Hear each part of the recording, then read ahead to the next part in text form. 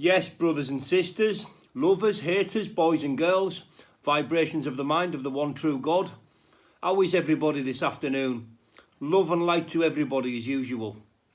Now, the time has come for me to give my breakdown, prediction as well. I am going to give a prediction to the George Ferocious Kambosos versus Devin the Dream Haney on late Saturday night, Sunday morning in Melbourne. A mouth-watering affair. You know, this is what fight fans dream of. You know, all the marbles. You know, all the marbles on the table. Two elite fighters. You know, there's 5 fighters that really stand out in that division, and underneath them, the division's just stacked. That 135-pound division is possibly the most stacked division that there is. There's some killers in that division. George Kambosos first. Little breakdown on him. He's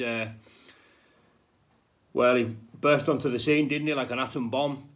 You know, beating Teofimo Lopez the way he did. You know, and he beat him convincingly. Let's have it right.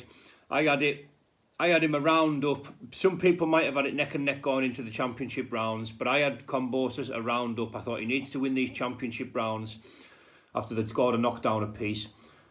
Oh no, he won them. You know, he done what champions do. He won them 2 championship rounds, went into the trenches and won them 2 rounds in style, you know, which sealed it. You know, I knew he could only have won that fight. He had to have won that fight, you know, and the fair play to give him the decision. He's been on the road a long time, you know, he's been out of his homeland for a while, on the road for years, you know, chasing the title, and fair play to him. You know, his resume wasn't too deep going into that Teofimo Lopez fight, but just look what he done, you know, with the man who beat the man, if you like. You know, he beat Lomachenko. Fair enough, Lomachenko isn't quite a natural 135er, but he's just such a technician that, you know, is hard to write off. He's unbelievable fight IQ. And Teofimo Lopez beat him. So you have to tip your hat to Kambosos for, you know, for beating Lopez. Like I say, his resume wasn't too deep, but just look how he handled Lopez. Look at the style, what he's got. That he's patient, yet very explosive. You know, very quick hands. You know, a good judge of distance, impeccable timing. What a fighter, you know. And I've got 50 quid on him. Now that doesn't mean I necessarily think he's going to win. We'll get to my prediction shortly. I've got 50 quid on him with a pal who I always bet with. I always chuck 50 quids on, just a bit of a sportsman's bet, you know, bit of crack. 50 quid, and I've got 50 quid on Kambosos. Because, you know, he seems to have that bit in his teeth at the minute.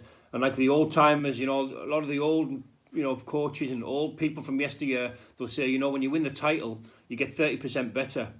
So, you know, that could be the case here, you know, and he's certainly wasted no time, has he? You know, you've got to tip your hat to him for winning them titles in the way that he done it, and then going straight after Devin Haney. He didn't have to fight Devin Haney. You know, there was the Lomachenko fight fell through. He could have took anybody, you know, just to keep them titles, but he didn't. He went after Devin Haney, who is unbelievable. Let's get on to Haney a bit. You know, Devin Haney is probably one of the most polished, you know, clinical surgeons that there is. He's a surgeon. That's what he is. He's got every punch in the book. He's got the timing. You know, you can't pick flaws and faults with any of these two because they're just elite fighters. But he puts them together well. I don't think he's quite got the hand speed of Kambosos. But back onto Kambosos. But Kambosos throws combinations, you know, and he might just hit the guard or not waste the first 2 punches, but not get through with the first 2 punches, and he'll make the last 2 punches count. That's how he puts them together. You know, he's always looking to finish strong with the combinations. Whereas Devin Haney, like I say, he's a surgeon. He very rarely misses punches. I think he's got the best jab in the business. He's got short jabs, stiff jabs, range-finding jabs, and he paws a lot when he's setting it up. Very hard to time. Obviously good speed, good power. But the pair of them aren't like knockout merchants. You know, I think Kambosos has got 10 knockouts out of 20. and Devin Haney's got 15 out of 27, I think. Now, this is a bit of a step up in class for Devin Haney as well, because I can't say it's a step up in class really for Kambosos, because he's just dealt with Lopez.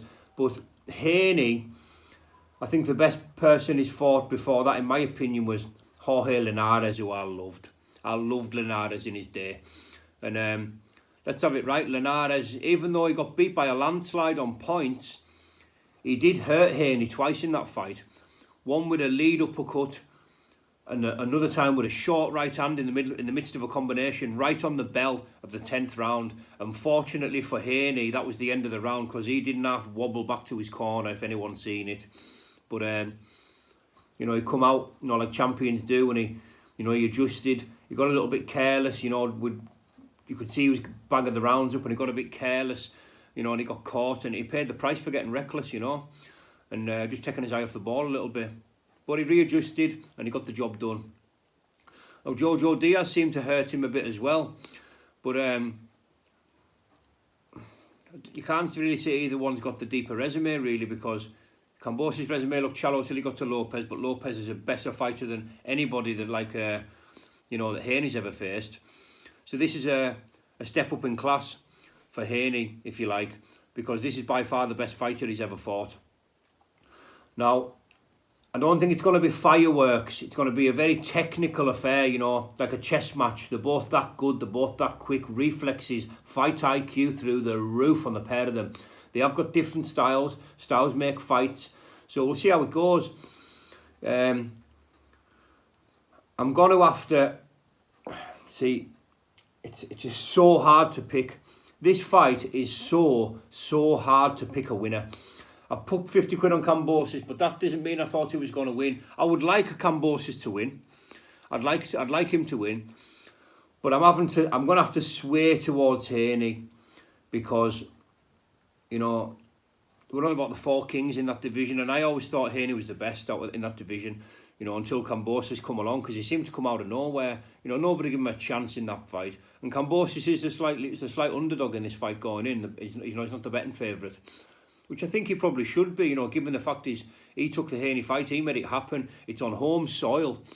So, but I'm going to have to lean towards Haney, and I don't say that easily. I'm going to have to lean towards Devin Haney, because, like I say, he's just such a finely polished, clinical surgeon is what he is. He's got the amateur pedigree. So I'm going to have to lean towards Haney on points, and I might go and cover my bet. I might even go and chuck a couple of notes on it in the bookies, but I'm going with Haney on points. Thanks for listening, people. Ta-ra for now.